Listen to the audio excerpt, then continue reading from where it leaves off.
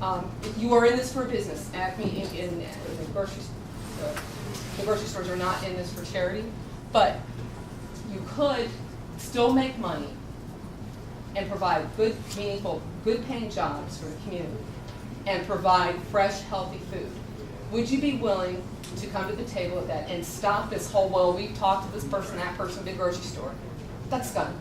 Let's find a solution. I know personally of 4 different organizations who would be willing to be a partner in that. But one, you cannot charge $25 a square foot.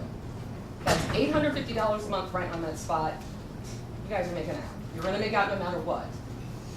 So, would you be willing to sign develop it's called a community benefit agreement? Would you be willing to come to the table with that? I don't know exactly what you're talking about, but you've always had good creative ideas. So, and it's always been interesting talking with you. We've had a number of conversations in the past. We've always had good input into the conversations. The fact of the matter is, with Acme, we're 65,000 square foot modern format grocery store.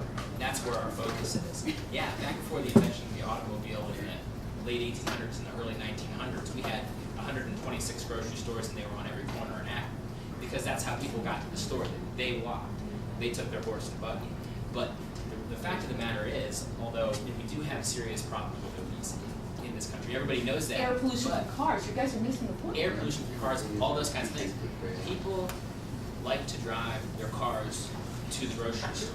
No, that's how it's done. No, it's not. With the majority of people. Who here would walk to the grocery store? At any rate, aside from what people want and don't want, the reality is that Acme is not the operator that can do that. Their focus is elsewhere. Okay. And there are no representatives from Acme here. Okay. So You have on your list Acme as one of the people you talked to. And- So and they said if they weren't a possibility, then why did you talk to them? we talked to everybody we could think of. Okay, We so talked to all of the grocery what operators. about something different? What about a hybrid? What about a unique partnership? And I think right before you got here, there was some really creative thought going on here about co-ops and about what kind of. So what's it going to take to make that happen? And we are, Albrecht Incorporated has had and continues to have those discussions with people who are coming forward and saying, I want to do that. I will invest my time, my money, my heart and soul into this idea. So But why haven't you moved forward then? there are conversations that are ongoing. But it's hard. These challenges, you can't just say, I want to fix the obesity problem, I'm going to build a grocery store on the corner. Well, this is one small part of it. So what's it going to take? And that's what's being worked out. But How much is it going to take for you to build the building, or at least be gracious enough to step aside and let someone else? We can build a building tomorrow. That's not the problem. The problem is finding someone who's a long-term, viable, sustainable grocery operator. Because the last thing anyone in this room wants is a big, vacant building that's difficult to lease to other types of users. So the question is really, is a grocery store, what kind of grocery store is sustainable, long-term, viable? And your ideas about maybe it's a co-op type model, or maybe it's a partnership, are the kinds of ideas that maybe could work.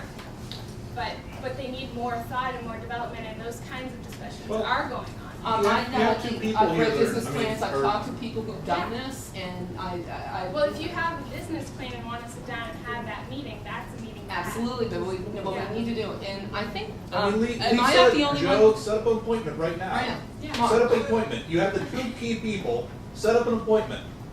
And Lisa, there's are you the other, operator? Ron, there's other groups. Are you I would no, because Make the upfront capital investment. I mean, that's what we're looking for, Ron. We're looking for. Well, but Lisa wants to talk to you. Will you set up but an here's the thing, I appointment may with her? not be that, but here's the thing, things are different now. And because there is a lot of money that is available for this type of a format, You don't want.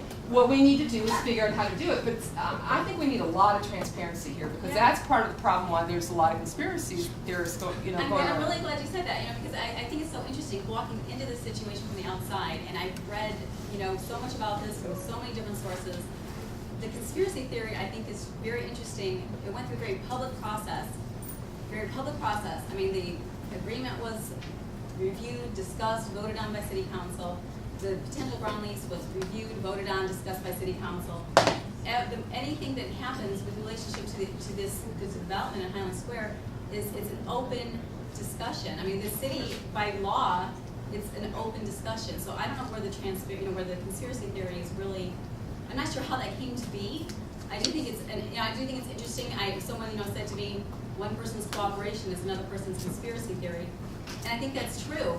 Cooperation between the city and the developer is one thing. Doesn't mean there's a conspiracy. I mean, I'm not sure what the conspiracy is. I guess I'm still. Well, can you provide documentation to all the different grocers that you talk to? Sure, we handed out a list. Yeah. No, the letters, the correspondence back and forth. I don't think. Most of them were conversations. Yeah. And there's no name that we could talk to. The thing is, you know what? And I Call go, the same people. all right. Call Trader Joe's. Call. I did, and that we don't have the demographics for them. We don't have a demographic for them. We don't have the space. However, when offered a reasonable solution to a lot of things, like when I found out about the theater, the second phone call I made was to Steve Albrecht and said, Steve, work with me. I would love to find alternatives to parking because it was about parking. And he told me no. He did not want to help me find parking alternatives because he wanted to see the entire south side torn down. Now tell me, am I a conspiracy theorist because I heard it from the horse's mouth? But is it conspiracy if it's said out loud? I mean, I don't No, know. and it's not. I don't know if But it's the whole or thing not. is, it's done in a way that is not, And there's no transparent, not complete, it's foggy, it's hazy, it's not clear, and that behooves. I think the fact that you heard it from, there are different ideas, and there's no hiding different thoughts that are out there. The Highland Theater is something you strongly want to preserve and save. Other people have different ideas. That's not a conspiracy. That's just the way it is. It's a pretty general feeling. With Actually, Yeah. that's interesting. We've heard from so many people that have said, boy, that south side needs improvement, knock it down, keep the marquee to the Highland Theater, move it to something else. And so when you say it's very, it may be the general sentiment. It's just bad management, period. But it Brian may or may Mallett, not be why the it's general not doing sentiment of anything. people in That's not Highland true. Square at I a know broader Ted level. Bear very well. You're wrong. And the theater, however. He has no interest in selling it. He has no interest in changing the But he said format. right now it's going well, but he said he said, I can't guarantee the future. That's okay, but he said, in general, he's keeping options open, but it doesn't sound like it's gonna be a really long term. We have some other people, but thank you very much Yeah. for your. All right, so let me ask you this, and then I'll stop. Have you thought about, have you had discussions within Albrecht Inc., outside of Albrecht Inc., to take down the south side? The position, the south side is a separate, these are individual property owners. Albrecht Incorporated has made a significant investment into Highland Square. And so if the whole south side goes out of business, that's a bad thing. So the plan isn't, there's no master plan about what to do. The thought is, how do we make Highland Square a vibrant, successful commercial business district? How do we make it a place where people want to go, hang out, buy things, eat, shop, be around? Come into. So, live. Come Live. into, live. So those are You're in my house now. This is where I live. This is Right. where I choose to live. Sure, I could and live that's- anywhere in the country. I choose to live in Highland Square. Absolutely, that's and great. we think that's wonderful, but to create a viable business district here, to continue having a viable business district, people have to come in. As evidenced by businesses that have gone out of business, the people here alone cannot support businesses in Highland Square. There's not enough economic demand.